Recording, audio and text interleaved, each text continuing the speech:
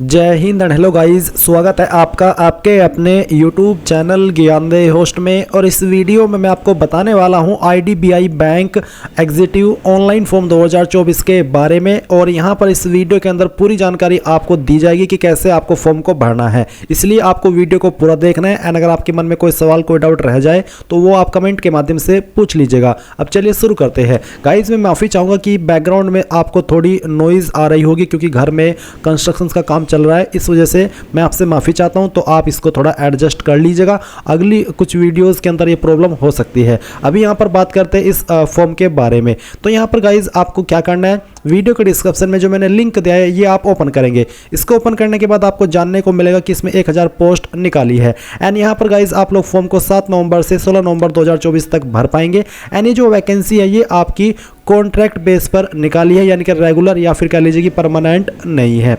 अब आप करेंगे क्या, आप यहाँ पर इसकी जो एप्लीकेशन फीस है वो चेक करेंगे। फीस आपकी जनरल OBC EWS के लिए 1050, SC ST विकलांग के लिए 250 रखी गई है।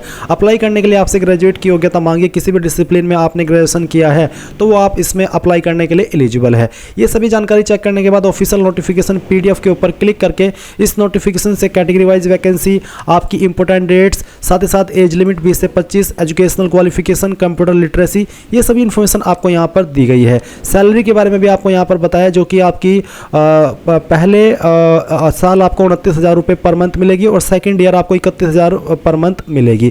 तो ये सभी जानकारी आपने चेक कर ली। अब बात करते हैं कि कैसे आपको इसमें अप्लाई करना है। इसके लिए गाइज इंपॉर्टेंट लिंक के सेक्शन से अप्लाई ऑनलाइन लिंक ओपन करेंगे, आपके सामने वाला वेबसाइट आ जाएगा। अब आप click here for new registration, इसके ऊपर क्लिक करेंगे। इसके बाद यहाँ पर जो आपका फर्स्ट नेम है वो आपको यहाँ पर डाल देना है। इसको दोबारा डाल करके वेरीफाई करना है। अगर आपका मिडिल नेम है तो आप डाल देंगे, नहीं तो खाली छोड़ देंगे। और फिर जो आपका लास्ट नेम है उसको एंटर करेंगे और लास्ट नेम को दोबारा डाल करके वेरीफाई कर देंगे। फिर आप यहाँ पर आपका मोबाइल नंबर डालेंगे, 10 डिजिट का, कोई 0 या +91 लगाने की आवश्यकता नहीं है। नंबर को दोबारा डाल करके वेरीफाई करेंगे। कोई अन्य फ़ोन नंबर देना चाहते, चाहे वो फ़ोन नंबर हो या लैंडलाइन नंबर, वो आप यहाँ पर दे सकते हैं और चाहे तो इस ऑप्शन को खाली भी छोड़ सकते हैं। फिर आप ईमेल ID में, ईमेल में आपका @ से पहले जो भी आता है वो आपको यहाँ पर लिखना है और @ के बाद में सेलेक्ट करना कि आपकी ईमेल किस डोमेन पर है। अगर आपकी ईमेल gmail.com पर है तो आप gmail.com सेलेक्ट कर लेंगे और जो @ से पहले आप अपनी ईमेल में लिखते हैं वो आपको यहाँ पर लिखना है। कंफर्म ईमेल ID के अंदर पूरी ईमेल ID डालनी है gmail.com के साथ में या फिर @ के बाद में जो भी जिस डोमेन पर आपकी ईमेल है उसके साथ में।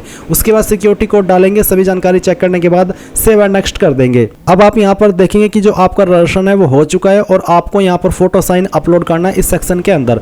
तो फोटो आपका 20 से 50 KB के बीच में और सिग्नेचर आपका 10 से 20 KB के बीच में रहना चाहिए। ये मेन कंडीशन है। इसके अलावा अगर आप पिक्सल में कम ज़्यादा भी करेंगे तब भी वो चल जाएगा। तो आप चूज फाइल के ऊपर क्लिक कीजिए, जहाँ पर आपकी फोटो फाइल है सेलेक्ट कीजिए, ओपन कीजिए, आपका फोटो यहाँ पर आएगा। फिर आप यहाँ पर I confirm that this is my valid photo, इसके ऊपर क्लिक करेंगे।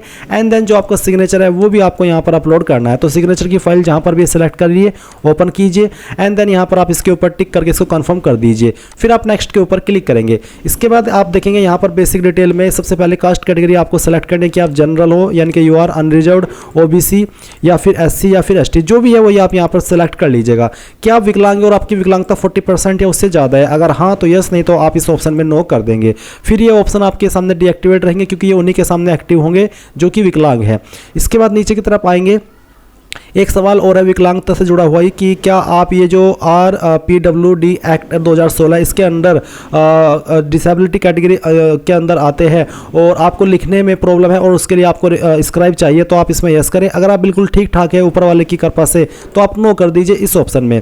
फिर नीचे की तरफ आकर के आपसे पूछे कि are you a child family member of those who died in 1984 revolt, यानी कि क्या आप उस फैमिली से बिलोंग करते हैं जो कि 1984 दंगे के अंदर मारे गए थे? अगर हाँ तो यस, नहीं तो आपको नो करना है। रिलीजन आपका कौन सा है वो आप यहाँ पर सेलेक्ट कर लेंगे। उसके बाद में क्या आप रिलीजियस माइनॉरिटी कम्युनिटी से आते हैं? अगर हाँ तो यस, नहीं तो आप नो करेंगे। क्या आप एक्स सर्विसमैन है? अगर हाँ तो यस, नहीं तो आपको नो करना है। फिर सवाल आता है यहाँ पर आपका पैलेस डिस्ट्रिक्ट ऑफ डोमिसाइल, कौन सी डिस्ट्रिक्ट के आप स्थायी निवासी है उस डिस्ट्रिक्ट का नाम आपको देना है। फिर आपको स्टेट बतानी है कि कौन सी स्टेट से आप बिलोंग करते हैं।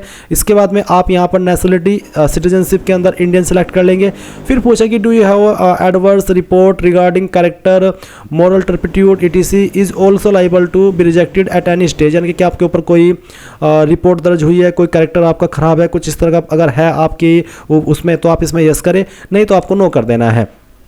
फिर यहाँ पर स्टेट, यूटी या फिर एनसीआर किसके अंदर आप अपना एग्जाम सेंटर रखना चाहते हैं वो आपको सेलेक्ट कर लेना है। उसकी किस सिटी को प्रेफरेंस देना चाहते हैं एग्जाम सेंटर के लिए वो आप यहाँ पर सेलेक्ट कर लेंगे। उसके बाद यहाँ पर आपको आईडी कार्ड की जानकारी देनी है, तो आईडी कार्ड फर्स्ट, तो इनमें से आप कौन सी आईडी दे रहे हैं वो आपको सेलेक्ट कर लेना है, फिर उसका नंबर देना है।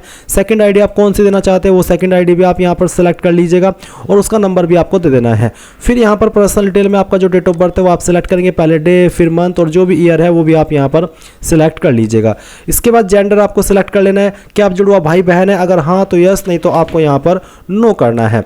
फिर नीचे की तरफ आएंगे तो आपको बताएंगे कि मैरिटल स्टेटस क्या है, मैरिड अनमैरिड जो भी है वो आप टिक कर दीजिए। फादर नेम एंटर कीजिए, मदर नेम एंटर कीजिए। एड्रेस फॉर कॉरेस्पोंडेंस में जो आपका प्रेजेंट एड्रेस है वो आप यहाँ पर लाइन 1, 2, 3 यानी कि थोड़ा थोड़ा पार्ट आपके एड्रेस का तीनों लाइन के अंदर लिख देना है, क्योंकि एक बॉक्स के अंदर आप 35 कैरेक्टर से ज़्यादा नहीं लिख पाएंगे। उसके बाद आपकी जो भी डिस्ट्रिक्ट है उस डिस्ट्रिक्ट का नाम आपको यहाँ पर एंटर करना है और ये एंटर करने के बाद में आप आपकी स्टेट सेलेक्ट कर लेंगे। फिर यहाँ पर जो आपका पिन कोड है वो भी आपको डाल देना है। अब अगर आपका प्रेजेंट और परमानेंट एड्रेस सेम है, अलग अलग नहीं है, तो आप इस बॉक्स के ऊपर टिक करिएगा, अगर अलग है तो अनटिक करके अलग से भर सकते हैं। फिर आप अपनी एप्लीकेशन फीस की जो जीएसटी इनवॉइसिंग है जिसको आप बिल कहते हैं वो किस एड्रेस के ऊपर सेंड करना चाहते हैं वो आप सेलेक्ट कर ले। उसके बाद नीचे आइए और सेव एंड नेक्स्ट के ऊपर क्लिक कर दीजिए। अब आपके सामने यहाँ पर क्वालिफिकेशन की जानकारी आ चुकी है, तो आप क्वालिफिकेशन की जानकारी भरेंगे। तो सबसे पहले यहाँ पर है कि आपकी नेम ऑफ द कॉलेज यानी कि जो अपनी ग्रेजुएशन है वो आपने कौन से कॉलेज से किया है उसका नाम आपको यहाँ पर एंटर करना है। तो जहाँ से भी किया है उसी का नाम आपको देना होगा। तो चलिए हम यहाँ पर इसको भर देते हैं और ये भरने के बाद में आप यहाँ पर बताएंगे नेम ऑफ यूनिवर्सिटी, तो कौन सी यूनिवर्सिटी से किया है, आपका कॉलेज किस यूनिवर्सिटी से एफिलेटेड है उसका नाम आप यहाँ पर दे दीजिए। डिग्री, सब्जेक्ट, स्ट्रीम इनमें से कौन सी क्वालिफिकेशन है, अगर इनमें है तो वो सिलेक्ट कर लें, तो अदर्स के ऊपर क्लिक करके खुद से अपनी क्वालिफिकेशन का नाम एंटर कर दे। कब आपने पास कर ली थी वो डेट, मंथ, ईयर आपको यहाँ पर सेलेक्ट कर लेना है। इस तरह से मैं आपको सेलेक्ट करके दिखा रहा हूँ। फिर आप यहाँ पर आपकी परसेंटेज डाल देंगे, क्लास ग्रेड क्या है वो आप सेलेक्ट कर लेंगे। अगर आपकी 60+ परसेंटेज है तो आप फर्स्ट क्लास के अंदर आएंगे। अगर आपकी 45 से 59 के बीच में परसेंटेज है तो सेकंड, और अगर आपके 33 से लेकर के 45 के बीच में तो आप पास क्लास के अंदर आएंगे। तो जो भी है वो आप यहाँ पर सेलेक्ट कर लीजिए। फिर आपको यहाँ पर आपके नंबर भरने हैं। तो जैसे कि यहाँ पर ईयर फर्स्ट है, सेमेस्टर फर्स्ट है, तो कितने नंबर आपको आए थे सेमेस्टर फर्स्ट में वो नंबर आपको यहाँ पर डालने। मैं आपको डेमो के लिए फिल करके दिखा रहा हूँ, आप आपके रियल नंबर डालिएगा। फिर टोटल मार्क्स क्या थे वो आप यहाँ पर भर दीजिए। इसके बाद में सेमेस्टर 2 है तो सेमेस्टर 2 में आपको कितने नंबर आए थे वो आप यहाँ पर भरेंगे एंड देन टोटल मार्क्स यहाँ पर आपको डाल देने इस तरह से। उसके बाद में गाइज यहाँ पर आप इसी तरीके से जो आपका ईयर 2 है उसकी जानकारी भरेंगे। फिर ईयर 3 तो जितने ईयर की भी थी वो आप यहाँ पर भर देंगे इसी प्रकार से। अगर आपके पास कोई पीजी डिग्री है उसकी जानकारी दे सकते हैं, प्रोफेशनल क्वालिफिकेशन है उसकी जानकारी दे सकते हैं। नीचे आएंगे, पूछा कि क्या आपको प्रोफिशेंसी है कंप्यूटर आईटी ट्रेड्स के अंदर, यानी कि आपको कंप्यूटर की नॉलेज है, अगर हाँ तो यस। और फिर आपको डिटेल्स ऑफ कंप्यूटर नॉलेज में क्या क्या आपको आता है वो आप यहाँ पर एंटर कर दें, जैसे कि MS वर्ड, MS एक्सेल, तो जो भी आता है वो आप यहाँ पर इस तरह से लिख दीजिएगा। अगर आपके पास कोई एक्सपीरियंस है तो आप उसकी जानकारी दे सकते हैं, नहीं तो आप इस सेक्शन को खाली छोड़ दीजिए। वह अदर डिटेल जहाँ पर पूछा कि जो पीईटी यानी कि प्री एग्जाम ट्रेनिंग मिलती है SC ST OBC को, क्या आप वो लेना चाहते हैं, उसके लेने के लिए इच्छुक है, अगर हाँ तो यस, नहीं तो आप नो कर सकते हैं। इसके बाद लैंग्वेज नोन, कौन कौन सी लैंग्वेज आती है वो लैंग्वेज लिखिए और बताइए कि मुझे पढ़नी आती है, लिखनी आती है और बोलनी आती है। फिर सेकंड लैंग्वेज जो भी आती है वो आप लिखेंगे और उसका जो स्टेटस है वो भी आप इस तरह से बता देंगे। कोई तीसरी लैंग्वेज, कोई चौथी लैंग्वेज भी आती है वो भी लिख करके इसी तरह से टिक करके बता दीजिएगा एंड देन आप सेव एंड नेक्स्ट के ऊपर क्लिक करेंगे। अब आपने जो भी जानकारी भरी है उसका प्रीव्यू आपके सामने है। सभी जानकारी चेक करने के बाद नीचे की तरफ आएंगे, यहाँ पर टिक करेंगे और यहाँ से कंप्लीट रैशन के ऊपर क्लिक कर देंगे। अब आपको यहाँ पर लेफ्ट थंब इंप्रेशन और हैंड रिटन डिक्लेरेशन अपलोड करना है। तो पहले तो आप बाएं अंगूठे का निशान अपलोड करेंगे, चूज फाइल के ऊपर क्लिक कीजिए, जहां पर भी थंब इंप्रेशन है सिलेक्ट कीजिए, ओपन कीजिए, आपकी फाइल यहाँ पर इस तरह से आ जाएगी, आप इसको ओके कर दीजिए। फिर हैंड रिटन डिक्लेरेशन में आपको क्या लिखना है वो आप समझ लीजिए, जो लिंक वीडियो के डिस्क्रिप्शन में दिया हुआ हूँ ये ओपन करेंगे तो आप यहाँ पर आएंगे, एक हेडिंग देखने को मिलेगी। ये जो लाइन यहाँ पर लिखी गई है इसमें जो मेरा नाम है इसको हटा करके आप अपना नाम लिख देंगे और इसको एक कोरे कागज के ऊपर लिखना है अपने हैंड से, इंग्लिश के अंदर बिल्कुल ऐसा ही। फिर नीचे साइन भी कर देना ताकि ऑथेंटिक लगे। और उसके बाद में गाइज आप यहाँ पर हैंड रिटन डिक्लेरेशन के सेक्शन में आएंगे और जहाँ पर भी आपने फाइल को बनाया है इसका साइज 100 KB से कम रखना है, ज़्यादा रखेंगे तो वो अपलोड नहीं हो पाएगा।